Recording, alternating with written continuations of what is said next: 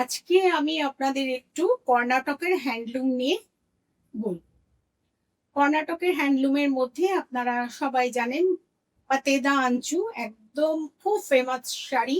তার সঙ্গে আছে হুবলি কটন, তার সঙ্গে আছে গমিতে। এই নামগুলো কিভাবে হয়েছে? এই বর্ডারের ডিজাইন অনুযায়ী। আপনারা দেখেছেন যে পাতেদা আঞ্চুতে কি হয়, বডিটা চেকসে থাকে, ছোট ছোট চেকসে, আর বর্ডারটা হয় একটা সলিড কালারে। ঠিক আছে? আর যেটা গমিতেনি সেটাই দেখবেন এরম জোয়ার বাজরার মতো। আমার কাছে গমিতেনিটা নেই বলে আমি দেখাতে পাচ্ছি না, কিন্তু আপনারা দেখবেন যে গমিতেনির বর্ডারে কি থাকে, এরম জোয়ার বাজরার মতো মোটিভ করা থাকে। কেন বলুন তো? জোয়ার বাজরা যেরকম বৃদ্ধি পায়, তখন কি হতো, কর্ণাটকে গর্ভবতী নারীদের যখন স্বাদ হতো, তখন ওই শাড়িটা প্রেজেন্ট করা হতো কি মানে করে, একটা সিম্বলাইজ করে যে তোমারও সুন্দরভাবে বংশ বৃদ্ধি হোক, এই হিসাবে। আর এই যে হুবলি কটন দেখছেন, এটা হচ্ছে সলিড কালারে থাকে।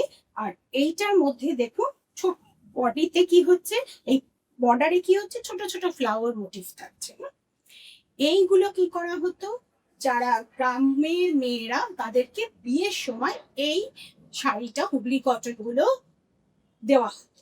এই যে ফুলগুলো দেখছেন, ফুল একটা গ্রেস হ্যাপিনেসের প্রতীক, তো যাতে তার ম্যারিড লাইফ খুব সুন্দর হয়, সে ভালো থাকে, সেই জন্য এইটাকে সিম্বলাইজ করে সব বিয়েতে দেওয়া হতো। এবার আমি বলি যে এই উইভ গুলো না কর্ণাটকে সমস্ত হারিয়ে গেছিল, একদম আর বোনা হচ্ছিল। তারপরে আপনারা হয়তো নাম শুনবেন হেমলতা জৈন, ডক্টর হেমলতা জৈন। তিনি এই শাড়িগুলোকে আবার রিভাইভ করেন। তিনি অনেক কষ্টে খুঁজে খুঁজে খুঁজে খুঁজে যখন পাতেদা আঞ্চু শাড়িটা পান, তারপরে তিনি সেই শাড়িটা একজন দেবদাসীর কাছে দেখতে পান। তিনি দেখতে পেয়ে জিজ্ঞেস করেন যে এই শাড়িটা কিভাবে হয়, কিন্তু ওখানে কেউ বলতে পারছিল না। তারপর উনি রিসার্চ করে করে করে করে ওই শাড়ি কি করেছেন না, পুনরুজ্জীবন ঘটিয়েছেন। এবার হচ্ছে এই শাড়িগুলো কিন্তু খুব মোটা, একটু ঠিক শাড়ি হয়। দেখুন, এটা আমি এক ভাঁজে আপনাদের দেখাচ্ছি, 20 কাউন্টে বলা হয় মোটা শাড়ি। কেন? আর উইথ গুলো থাকতো 38 ইঞ্চেস। কেন বলছি, গ্রামে যারা কৃষক পরিবারের মেয়েরা মাঠে কাজ করে, তারা কি করতো, এই শাড়িগুলো পরতো। এবার বড় শাড়ি যদি লেন্থে বড় হয়, তাদের মাঠে কাজ করতে অসুবিধা হবে, সেজন্য এই শাড়িগুলো একটু ছোট হতো। আর হচ্ছে এই শাড়ি মোটা কেন হতো না, সেই সময় মহিলারা পেটিকোট ইউজ করতেন না, সেই জন্য কি হতো, এই শাড়িটা মোটা করে বোনা হতো, যাতে তাদের পরিধান করার পরে কোনো রকম অস্বস্তি বোধ না।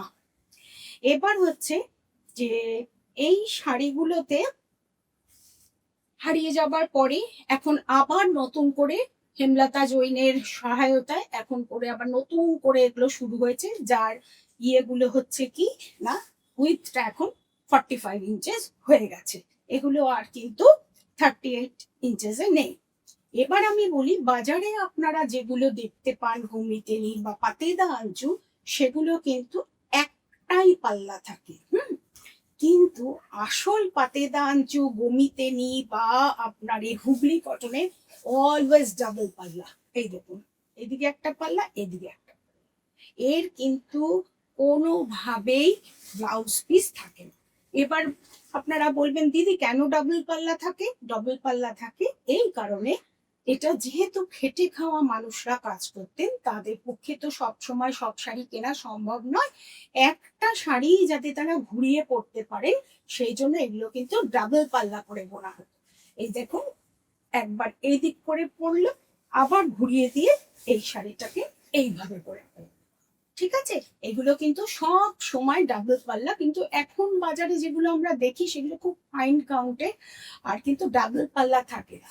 কিন্তু ডিজাইনটা হয়তো এখান থেকেই নেওয়া হয়, কিন্তু আসল পাতেদা আঞ্চু গমিতেনি আর এই হুবলি কটনের কিন্তু সবসময় ডাবল পাল্লা থাকে। আশা করি আজকের এই গল্পটা আপনাদের সবারই ভালো লেগেছে। আপনারা আপনাদের যদি কিছু হ্যান্ডলুম সম্বন্ধে জানা থাকে অবশ্যই করে আমাদের সঙ্গে শেয়ার করবেন। আমরাও নিজেদেরকে এনরিচ করব। কেমন? Thank you.